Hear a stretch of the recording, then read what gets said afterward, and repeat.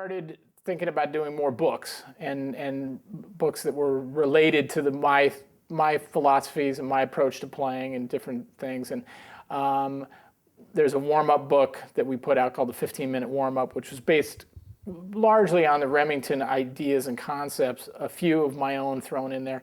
And the difference being it comes with a play-along CD. So I always harp on this with every level player that it all comes down to sound, time, and pitch in terms of really having solid fundamentals.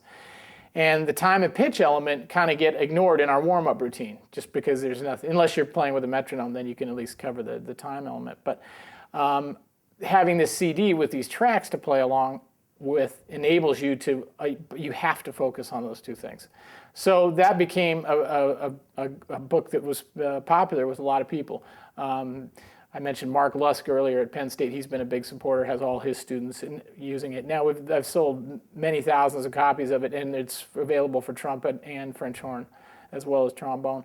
But that's kind of an outgrowth of my thought about playing and trying to focus on those elements. Since then, we've done a 20-minute warm-up routine, which is a more kind of advanced, more of a maintenance routine than a warm-up, although it's clearly a warm-up, but it gets into more extensive interval studies and whatnot. But again, same thing with the play-along CD that forces you to be aware of your time and pitch when you're doing your warm-up in the morning.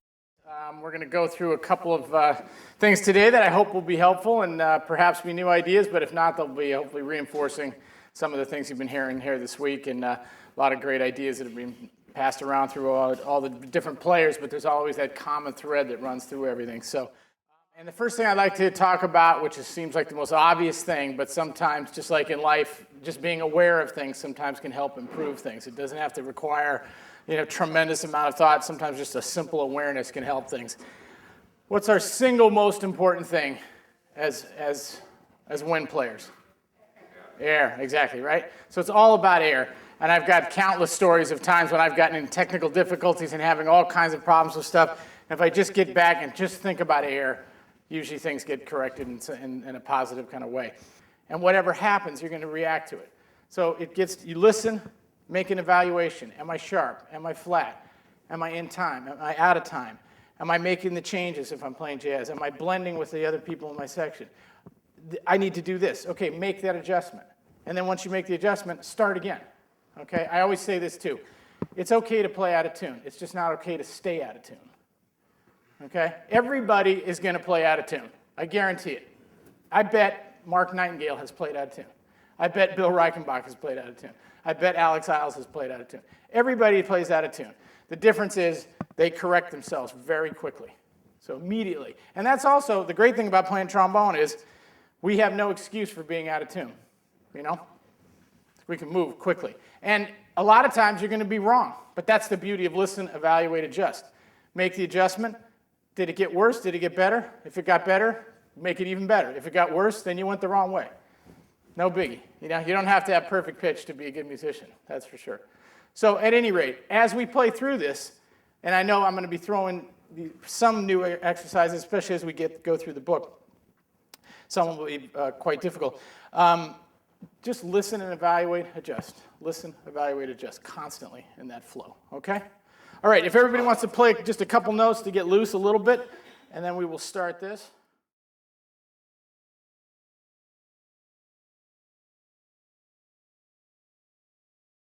The first exercise, there's a total of 15 exercises in the 20-minute warm-up. The first exercise, I call it air it out. I don't know why I call these titles what they are, but starting on middle B flat, F, B flat, D, B flat, B flat, B flat, F, B flat. It's a lot easier if I play it for you. But.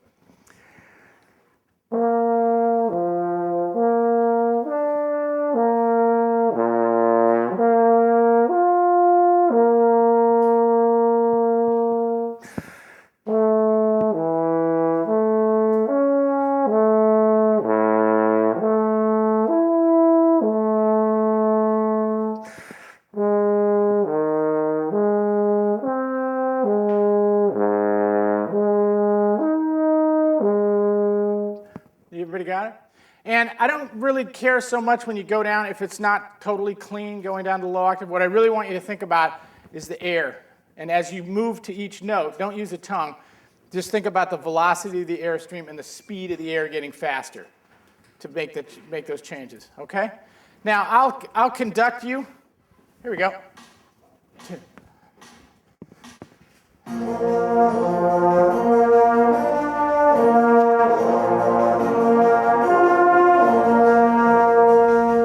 Lots of air.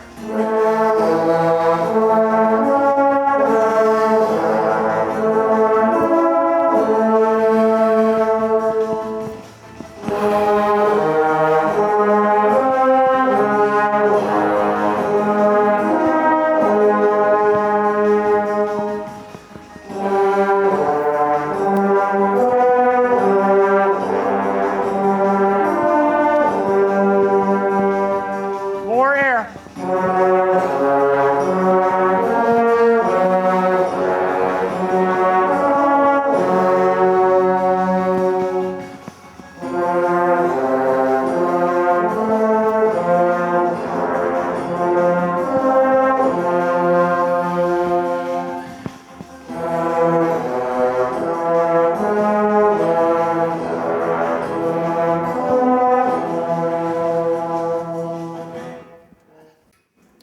The other thing that I think is really important in your warm-up is to kind of vary